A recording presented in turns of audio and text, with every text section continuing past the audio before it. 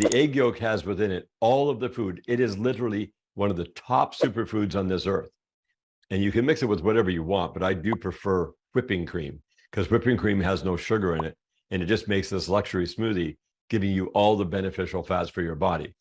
The cholesterol in eggs is the exact kind of cholesterol you want. I want you to know that. They want you to be afraid of eggs so you don't have enough. They want you to be grossed out by them with the thought of eating a raw egg yolk. But if you cook an egg yolk, you might as well toss it because you've ruined it. Now, it's still food and it'll give you calories, but you're not going to get the benefits. So egg yolks are number one, top of the food pyramid, right alongside of honey. No. Let's talk about eggs. This is a very nuanced topic. Some people will say eggs are healthy for you, like this guy, and some people will say eggs are unhealthy for you. So what is it? As always, when we make claims, we always want to back that up with research. Most preferably, research that ranks up really high on the scientific pyramid. The higher we go up in this hierarchy of research, the more weight those studies holds. And if you look at that guy's video, then, well, his place is nowhere to be found on the scientific pyramid, or maybe outside of the scientific pyramid. Why? Because he doesn't provide any scientific research to back up his claims. Let's dismiss his video and let's talk about eggs and health. The following systematic review we are going to have a look at was published in 2020. To my knowledge, as of today, this was the largest meta-analysis conducted on randomized controlled clinical trials on egg consumption.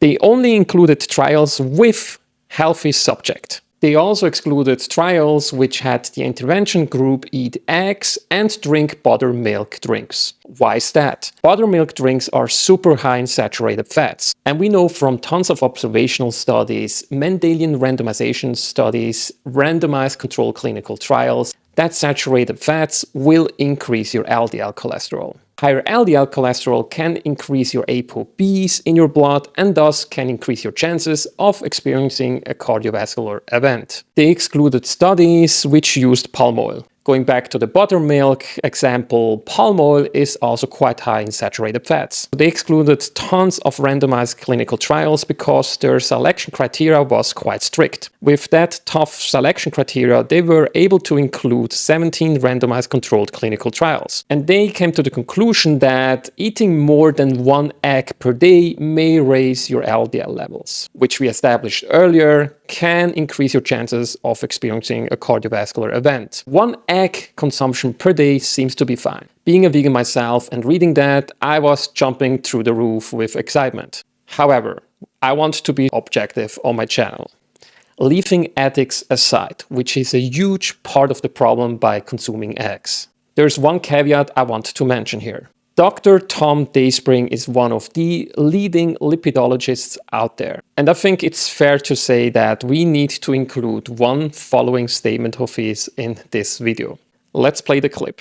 If we did cholesterol absorption studies in most humans, let's say in the middle is 50%. That means you will absorb 50% of the free cholesterol molecules that make it into your gut lumen. That's on average what a normal human will absorb. And we're only talking cholesterol here, not fat, not saturated fat, cholesterol. There are about 20% of people, most of them because of that loss of function of Niemann-Pick C1 like 1, who are these hypoabsorbers of cholesterol. But on the other end, there's about 25% of people that are overabsorbers of cholesterol. And guess what? They are the people who are going to correlate with increased cholesterol in the serum and possibly, oftentimes, increased incidence of coronary heart disease, atherosclerosis.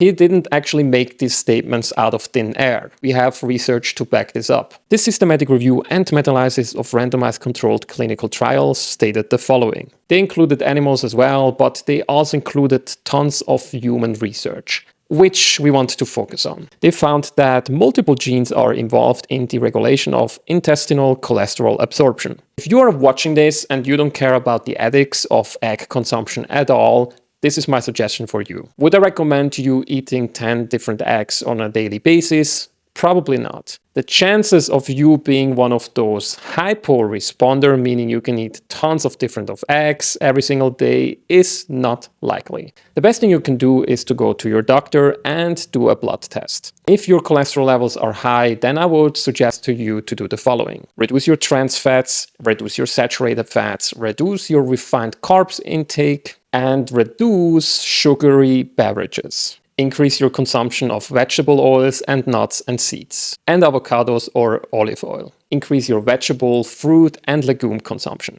And start drinking non-sugary beverages, such as green tea, non-sweetened coffee, and water if you can. These are the latest dietary advices I can give you to reduce your cholesterol levels. Plant fats seem to especially lower your cholesterol the most. What are your thoughts about this topic? Feel free to let me know in the comment section. Thank you so much for watching, and don't forget to follow for more.